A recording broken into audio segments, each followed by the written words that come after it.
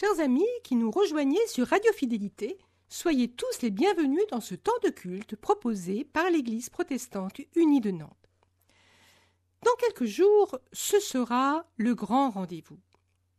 Au terme d'un temps de l'Avent, où notre esprit aura vécu ce face-à-face avec ce qui est caché, ce sera le temps où chacun d'entre nous sera convié à un rendez-vous béni autour d'une naissance qui a bouleversé l'histoire des hommes depuis des siècles. Nous célébrerons la naissance de celui au nom duquel les prophètes Ésaïe et Sophonie proclament « Ne crains pas, terre des hommes, ne laisse pas tes mains défaillir. Le Seigneur ton Dieu est avec toi. C'est lui qui apporte le salut. Il te renouvellera par son amour. » Alors ce matin, reconnaissons humblement tout ce qui nous sépare ou nous éloigne de l'enfant de la crèche. Enfant de Bethléem, tu nous rejoins là où nous refusons de nous attarder, dans les coins obscurs de nos vies où surgissent nos peurs, nos orgueils, nos lâchetés. Alors ce matin, nous t'en prions. Pardonne-nous nos faiblesses qui refusent de s'appuyer sur ta force. Ce matin, tout particulièrement devant toi qui est appelé le prince de la paix, nous déposons les fautes des adultes qui privent des enfants de l'avenir heureux auquel ils ont droit. Et nous te prions, afin que les responsables de tous les pays puisent en ta sagesse suffisamment de force et de lucidité pour transformer le chemin chaotique de tous ces enfants en chemin de vie. Face à tous ces jeunes en errance qui ne trouvent leur issue que dans des paradis artificiels ou la violence, pardonne-nous, Seigneur, de ne pas savoir mieux les aimer et mieux les protéger. Amen. Pour les enfants du monde entier qui n'ont plus rien à espérer, je voudrais faire une prière à tous les maîtres de la terre, à chaque enfant qui disparaît. C'est l'univers qui tire un trait sur un espoir pour l'avenir de pouvoir nous appartenir. J'ai vu des enfants s'en aller, sourire aux lèvres et cœur léger, vers la mort et le paradis que des adultes avaient promis. Mais quand ils sautaient sur les mines, c'était Mozart qu'on assassine. Si le bonheur est à ce prix, de quel enfer s'est-il nourri? Et combien faudra-t-il payer de silence et d'obscurité pour effacer dans les mémoires le souvenir de leur histoire? Quel testament, quel évangile, quelle main aveugle ou imbécile peut condamner tant d'innocence à tant de larmes et de souffrances? La peur, la haine et la violence ont mis le feu à leur enfance. Leurs chemins se sont hérissés de misère et de barbelés. Peut-on convaincre un dictateur d'écouter battre un peu son cœur? Peut-on souhaiter d'un président qu'il pleure aussi de temps en temps? Pour les enfants du monde entier qui n'ont de voix que pour pleurer, je voudrais faire une prière à tous les maîtres de la terre. Dans vos sommeils de somnifères où vous dormez les yeux ouverts, laissez souffler pour un instant la magie de vos cœurs d'enfants. Puisque l'on sait de par le monde faire la peine pour quelques secondes, au nom du Père et pour Noël, que la trêve soit éternelle, qu'elle taise à jamais les rancœurs, et qu'elle apaise au fond des cœurs la vengeance et la cruauté, jusqu'au bout de l'éternité. Je n'ai pas l'ombre d'un pouvoir, mais j'ai le cœur rempli d'espoir, et de chansons pour aujourd'hui qui sont des hymnes pour la vie, et des ghettos, des bidonvilles, du cœur du siècle de l'exil. Des voix s'élèvent un peu partout, qui font chanter les gens debout. Vous pouvez fermer vos frontières, bloquer vos ports et vos rivières, mais les chansons voyagent à pied, en secret, dans des cœurs fermés. Ce sont les mères qui les apprennent à leurs enfants, qui les reprennent. Elles finiront par éclater sous le ciel de la liberté, pour les enfants du monde entier.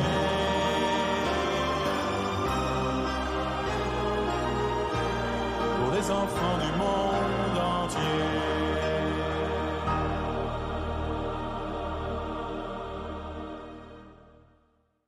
Et pourtant, En dépit de toutes nos inconséquences, l'amour de Dieu pour tous demeure infini. Inlassablement, Dieu continue à faire lever son soleil aussi bien sur les méchants que sur les bons, à faire pleuvoir sur ceux qui lui sont fidèles comme sur ceux qui ne le sont pas. Et il nous propose de comprendre son inépuisable amour de la façon suivante. Vous m'attendez dans la puissance, et je suis dans la fragilité des hommes. Vous me cherchez dans les étoiles du ciel, et je vous rencontre dans les visages qui peuplent la terre. Vous me rangez au vestiaire des idées reçues, et je viens à vous dans la fraîcheur de la nouveauté. Vous me voulez comme réponse, et je me tiens dans le bruissement de vos questions. Mais dans les ruines de vos errances, je vous attends, comme la nuit attend le jour. Et dès aujourd'hui, je vous donne la grâce et la paix pour qu'elles demeurent en vous.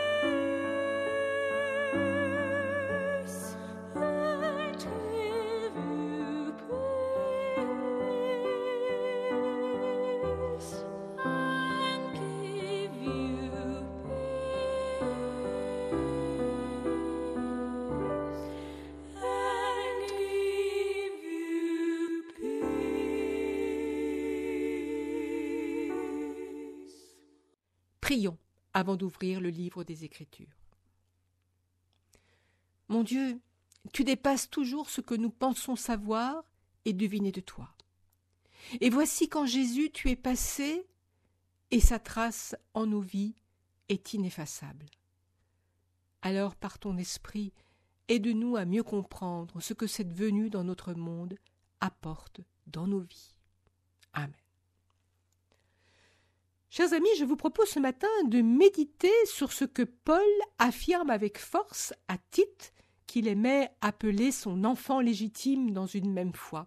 Cette affirmation se trouve au chapitre 2 de l'épître à Tite. La grâce de Dieu s'est manifestée en Jésus pour le salut de tous les hommes. Oui, chers amis, vous ne rêvez pas. C'est bien ce qu'affirme Paul. La grâce de Dieu, source de salut pour tous les hommes, s'est manifestée en Jésus, dont nous affirmons qu'il est notre Sauveur. Franchement, même dans un vocabulaire adapté à notre temps, c'est tout de même une affirmation qui n'est pas des plus limpides. Et c'est sans doute une des raisons pour lesquelles elle ne rencontre que peu d'écho chez bon nombre de nos contemporains. Tout simplement parce que c'est une formulation, un vocabulaire qui semble venir d'un autre temps et qu'il nous est difficile de traduire dans notre réalité quotidienne.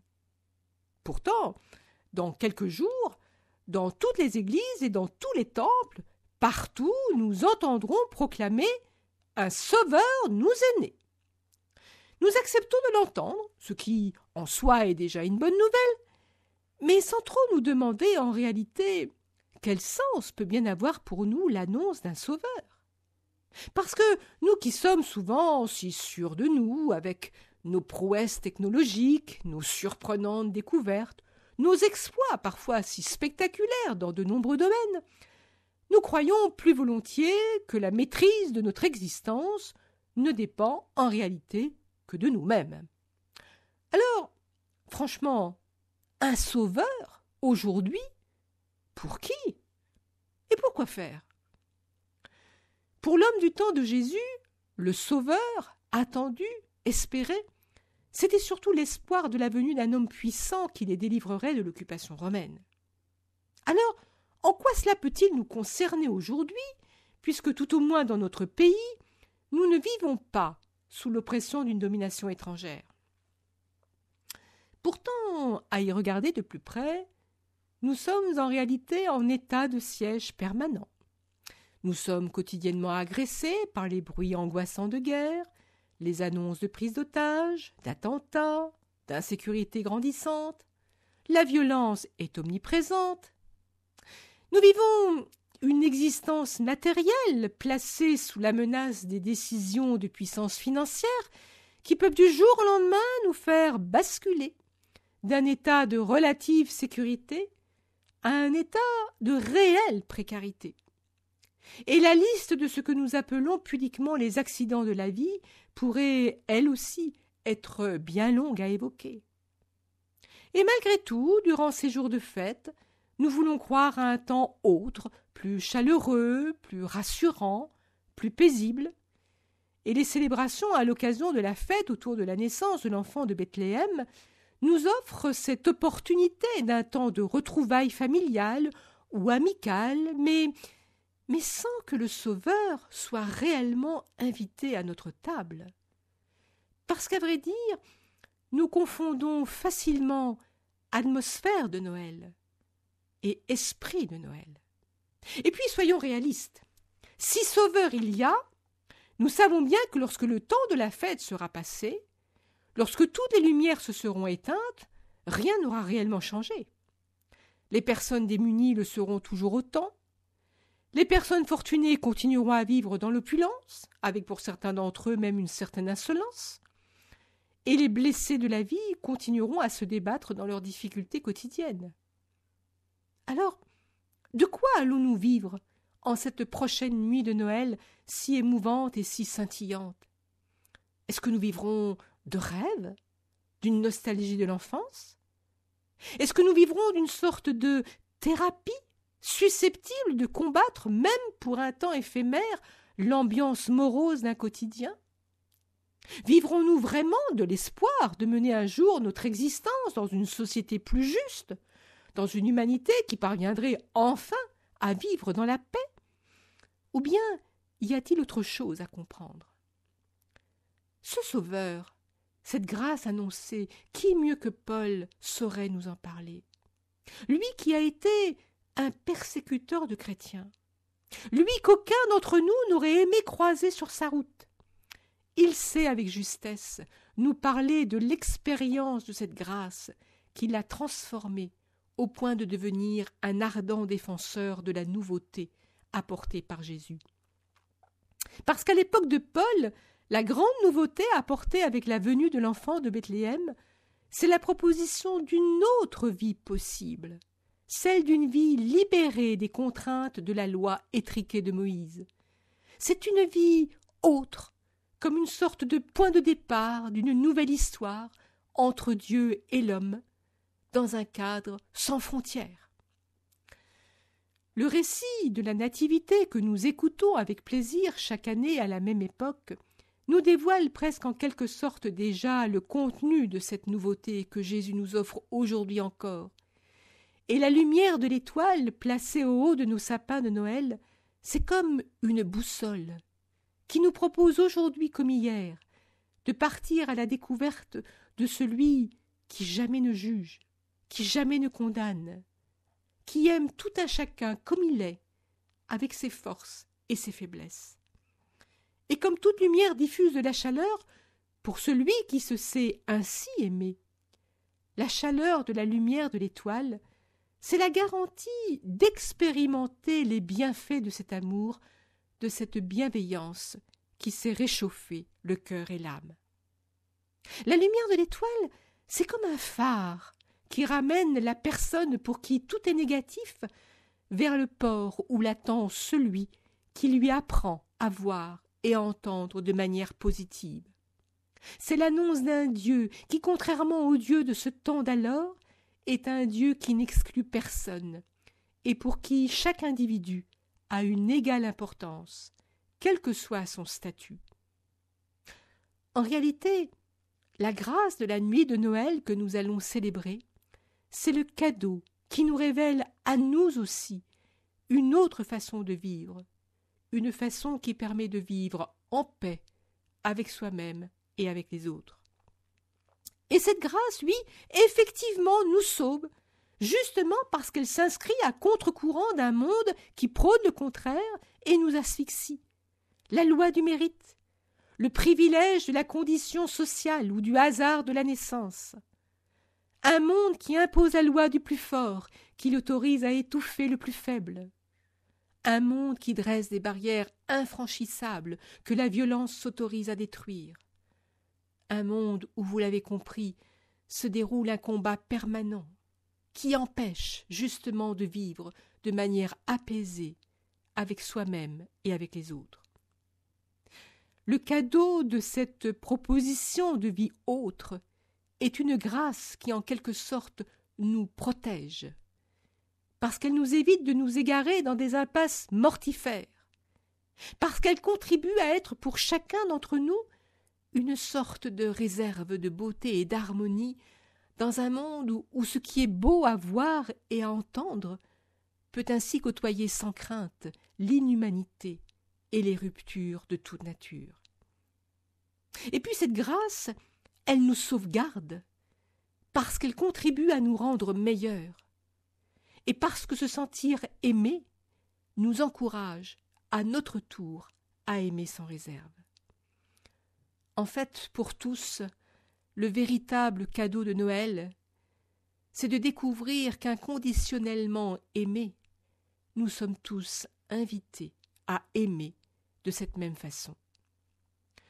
Si au pied de l'enfant de Bethléem, Noël n'est pas l'occasion de faire renaître en nous notre capacité de tendresse et de bienveillance à l'égard de tous dans chacun des jours de notre vie, si Noël n'est que la célébration d'un événement passé, ou si Noël n'est qu'une heureuse occasion supplémentaire de faire simplement la fête, alors le christianisme n'est plus qu'une idéologie parmi tant d'autres. Mais ce matin, c'est à notre jeunesse que je pense tout particulièrement. La jeunesse que les pays en guerre rendent orphelins, celle dont des adultes bien pensants contrarient le présent et obscurcissent l'avenir. La jeunesse de notre pays qui défraye quotidiennement la chronique par des événements malheureux, drogue, violence, suicide, désespérance, celle qui ne fréquente plus ni nos églises, ni nos temples, et pour qui Noël n'est qu'une occasion d'être couvert de cadeaux. Je pense à cette jeunesse qui, confrontée au catastrophisme de notre temps et à tant de difficultés quotidiennes, ne s'autorise même plus à rêver de découvrir un jour la joie d'être parents. Alors, vous tous qui êtes soucieux de l'avenir de vos enfants et de vos petits-enfants, dites-leur que l'histoire de l'enfant de Bethléem n'est pas une réalité d'un autre temps fait pour émerveiller, émouvoir ou faire rêver. Elle est une réalité de leur temps, une invitation à avoir une vision fondatrice d'un monde autre. Dites-leur que lorsqu'ils auront la sinistre impression d'être immergés dans un brouillard de désolation et d'incertitude qu'aucune clarté ne parvient à dissiper, qu'ils se souviennent de la lumière de l'enfant de Bethléem, qui, malgré les tragédies des siècles passés, a depuis plus de 2000 ans éclairé la route de milliers d'hommes et de femmes avant eux. Dites-leur que la foi en l'enfant de Bethléem a fait surgir en tout temps une multitude d'initiatives bienveillantes, pacifiantes, généreuses et altruistes qui ont eu raison des noirceurs de la haine et des exclusions de toute nature. Dites-leur que l'enfant de Bethléem les attend pour leur proposer de le suivre, pour découvrir comme jadis qu'un autre monde est possible, un monde dont il ne tient qu'à eux d'être les acteurs et devenir ainsi à leur tour, comme les anges de la nuit de Noël, les messagers qui permettront aux enfants qui les suivront de continuer à croire et à vivre de ce salut apporté par l'enfant de Bethléem à tous les hommes. Amen. Enfant de Palestine ou enfant d'Israël, d'Amérique ou de Chine, en ce jour de Noël, que ton regard se pose sur la terre ou le ciel, ne retiens qu'une chose, il faut croire à Noël. Matin couleur de cendre ou matin d'arc-en-ciel, qu'importe, il faut attendre en ce soir de Noël, que les fusées se taisent et répondent à l'appel de cette parenthèse qui s'appelle Noël. Enfant de Palestine ou enfant d'Israël, d'Amérique ou de Chine, en ce jour de Noël, que ton regard se pose sur la terre ou le ciel, ne retiens qu'une chose, il faut croire à Noël. Un jour viendra peut-être, un jour au goût de miel, où l'on verra apparaître un oiseau dans le ciel, aux plumes de lumière, un oiseau éternel, colombe pour la terre, un oiseau de Noël. Enfant de Palestine ou enfant d'Israël, d'Amérique ou de Chine, en ce jour de Noël, que ton regard se pose sur la terre ou le ciel, ne retiens qu'une chose, il faut croire à Noël. Enfant de Palestine ou enfant d'Israël, d'Amérique ou de Chine, en ce jour de Noël, que ton regard se pose sur la terre ou le ciel, ne retiens qu'une chose, il faut croire à Noël.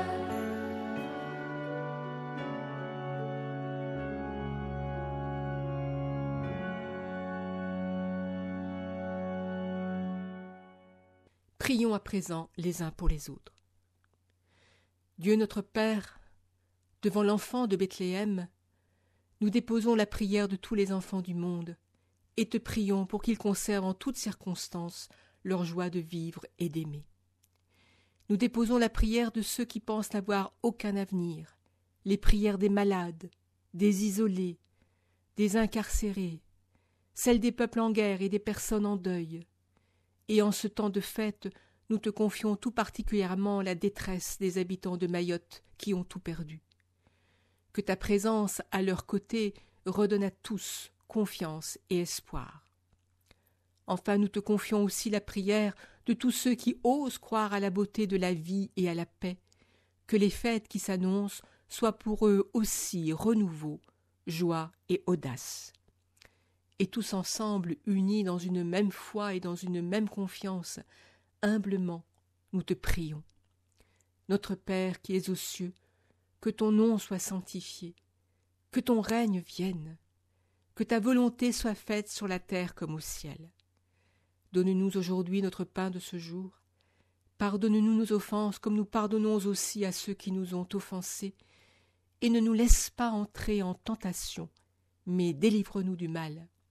Car c'est à toi qu'appartiennent le règne, la puissance et la gloire pour les siècles des siècles. Amen. Chers amis, dans quelques jours, nous fêterons la naissance de celui que nous reconnaissons comme notre Sauveur. Puisque nous avons foi en lui, faisons rayonner autour de nous la joie de Noël, pour que toutes celles et ceux qui cherchent la sérénité trouvent en Jésus le sens de leur existence et la force de leur jour. Je souhaite à toutes et à tous un Noël béni. Que la paix de l'enfant de Bethléem soit dans votre cœur, qu'elle fasse de vous d'inlassables messagers de sa bonne nouvelle, et que Dieu vous bénisse et vous garde dans sa grâce et dans sa paix, ainsi que toutes celles et ceux qui vous sont chers. Amen.